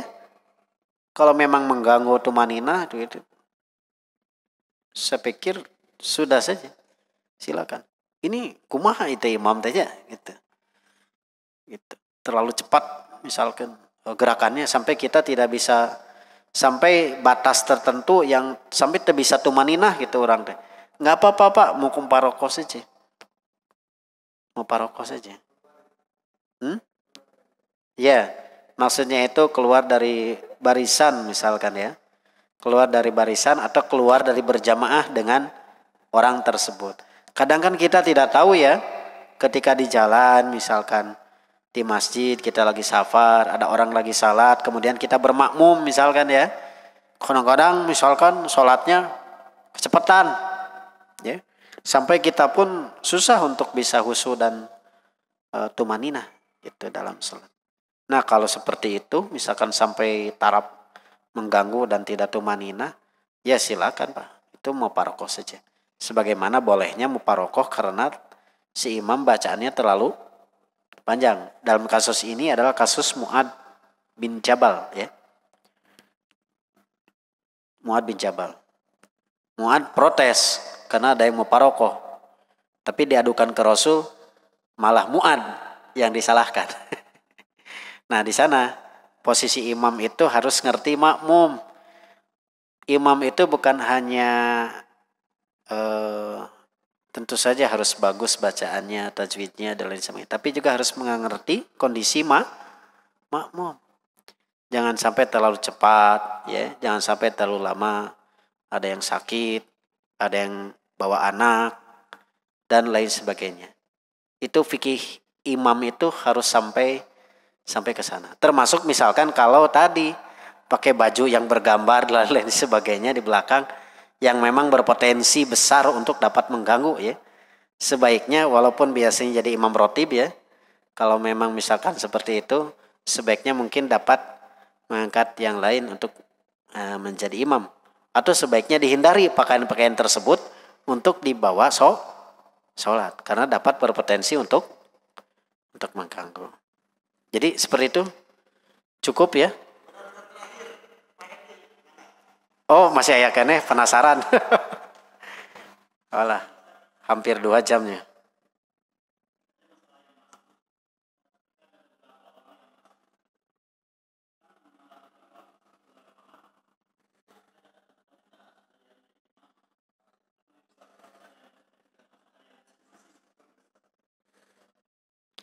Oh ini masbuk berjamaah ya. Berjamaah lagi. Ketentuannya sebetulnya sama ya. Jadi mana yang paling tentu saja yang paling sebagaimana hadis umum kaitan dengan masalah berjamaah. Yang kedua, mungkin terlebih baik yang jadi imam juga yang memang lebih sedikit uh, rakaat yang harus diselesaikan ya, untuk ke depan. Karena nanti dikhawatirkan walaupun nanti bagi yang misalkan yang 3 rakaat masbuk kepada yang 4 rakaat, atau misalkan ini 2 rakaat lagi sedangkan imam 3 rakaat lagi. Nanti bagaimana posisinya? Kalau misalkan nanti posisinya itu pasti bakal duluan yang makmum. Bagaimana posisi makmum dalam kondisi seperti itu? Kondisi makmum adalah ketika imam misalkan berdiri lagi ya, makmum itu dilanjutkan dengan tahiyat. Jadi tidak mengikuti. Jadi dilanjutkan dengan tahiyat. Karena kalau misalkan mengikuti imam, nanti sholatnya jadi 4 rakaat ya. Nah, dikhawatirkan seperti tadi, maka sebaiknya ya, pertama tentu saja tadi, kalau ada yang sama posisinya, maka yang paling utama itu adalah yang paling banyak ya hafalan juga pemahamannya terhadap Al-Quran. Kemudian dan selanjutnya termasuk juga sunnah. Nah, kalau misalkan supaya menghindari posisi seperti tadi ya, maka di samping itu juga yang lebih sedikit kaitan dengan rakaat yang mesti disempurnakan. Cukup ya? Cekap? Pas 2 jam.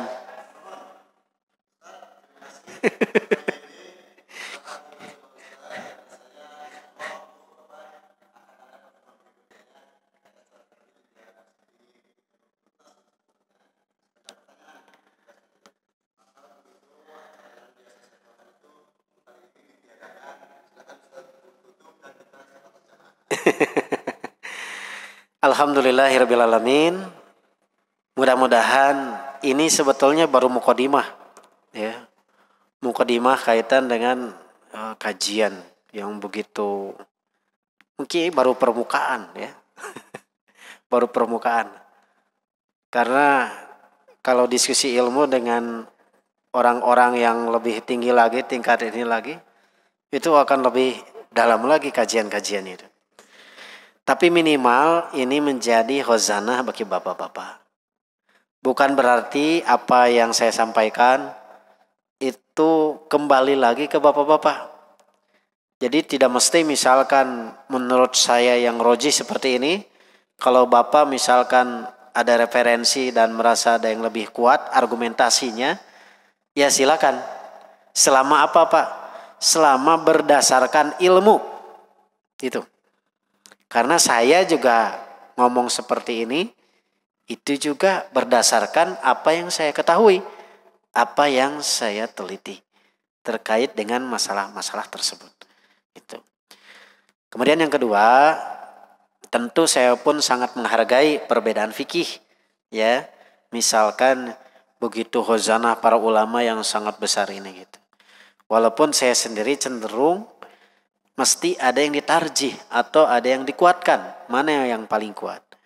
Karena saya belajar sedikit-sedikit ilmu-ilmu syariah, sedikit-sedikit juga belajar untuk, karena di dapur Dewan Fatwa ya, jadi sedikit-sedikit belajar juga untuk mentarjih mana yang lebih kuat berdasarkan kekuatan argumentasi secara ilmu-ilmu syariah. Kemudian yang ketiga, bapak-bapak, ibu-ibu juga mudah-mudahan semakin terbuka khazanahnya untuk semakin semangat untuk belajar. Ya, semakin semangat untuk belajar, bukan sebaliknya ya. Insya Allah. Apalagi sekarang wasailnya banyak ya. Bisa dari internet, bisa dari YouTube. Kalau ragu tanyakan. Ada yang radikal. Wah, nggak boleh katanya belajar dari YouTube ya. Nanti gurunya YouTube atau gurunya Google ya, aliran Google ya katanya. Ini sekte YouTube ya. Silakan. Prinsip seorang mukmin itu bagaimana? Yastami'unal qaula fayattabi'una ahsanahum. Itu mendengar semuanya.